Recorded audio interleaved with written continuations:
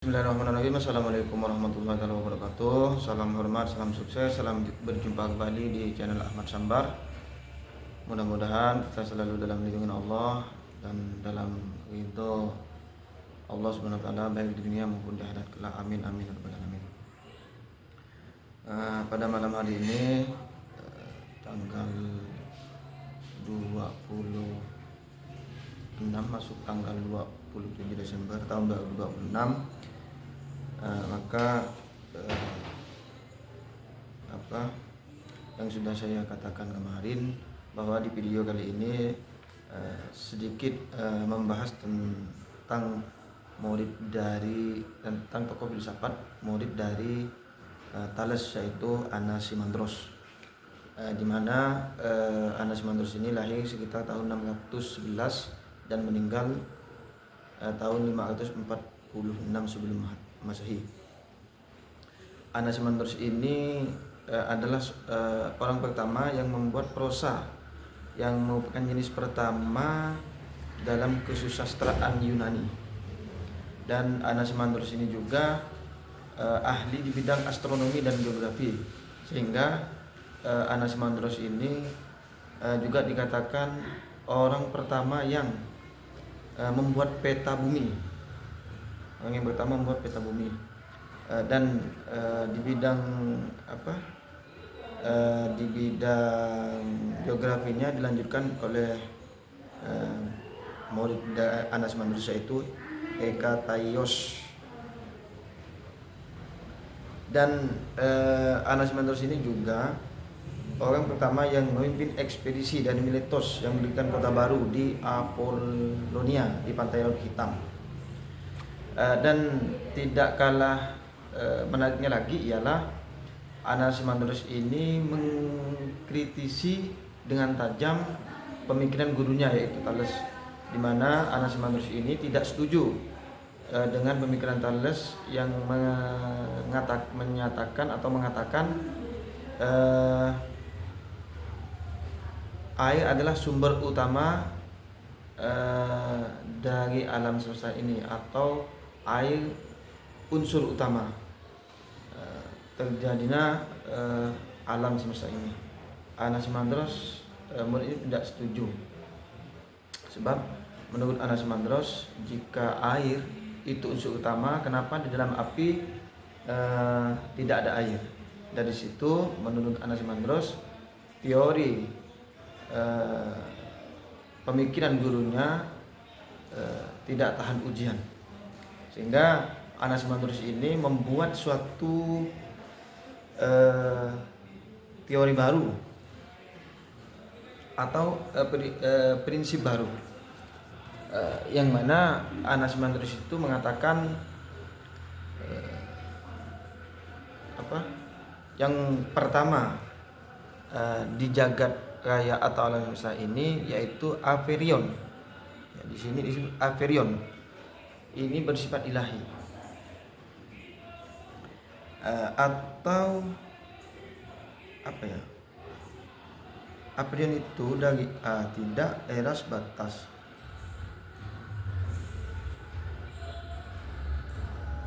Jadi di sini menurut Anaximandros itu tidak terubahkan, mantap dan segalanya dari prinsip abstrak. Berasal segala sesuatu yang ada di dalam jagat raya sebagai unsur-unsur yang berlawanan, yang panas dan yang dingin, yang kering dan basah, malam dan terang. Kepada prinsip ini juga semua itu pada akhirnya akan kembali. Jadi Apherion ini ia bersifat ilahi. Namun di sini dalam buku ini saya tidak mendapat penjelasan secara detail apa yang disebut unsur ilahi. Apakah Anaximandros waktu itu sudah mengenal Tuhan yang esa, Allah Subhanahu wa taala, atau Apherion ini dewa atau apa sih, tidak tahu. Namun di sini dijelaskan bahwa Apherion itu bersifatnya ilahi atau abadi. Namun dari penjelasan ini saya sedikit memahami yang disebut ilahi dan abadi. Jurusnya itu menjurusnya itu ke apa, Allah yang esa atau ilahi, Tuhan yang esa, Tuhan yang satu. Karena di sini ditulis tentang ilahi dan ada kata abadi. Apa ya, kemungkinan Anas Mandrus ini bisa dikatakan satu-satu pertama kali seorang murid yang mengkritisi pemikiran gurunya, karena apa, menurut Anas Mandrus itu sangat berlawanan dan tidak bisa dijadikan landasan utama, sebab antara air dan api menurut Anas Mandrus itu sangat berlawanan dan saling meniadakan, atau air mematikan api dan api bisa menghilangkan air. Jadi tidak mungkin air itu dijadikan unsur utama atau prinsip utama terjadinya alam semesta atau jagat raya ini.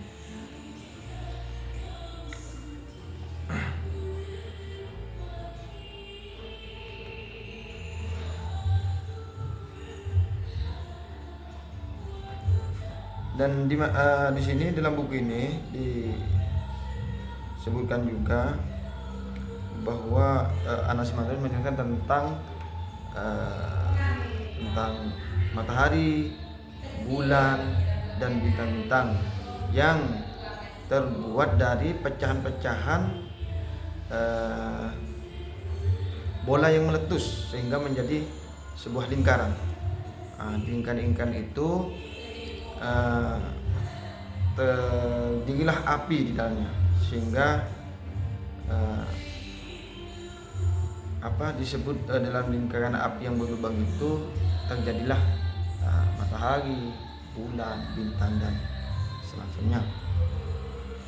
Apabila lubang ditutupi dengan udara atau kabut, terjadilah gerhana matahari atau terjadi gerhana bulan. Itu menurut Anas Mandrus, murid seorang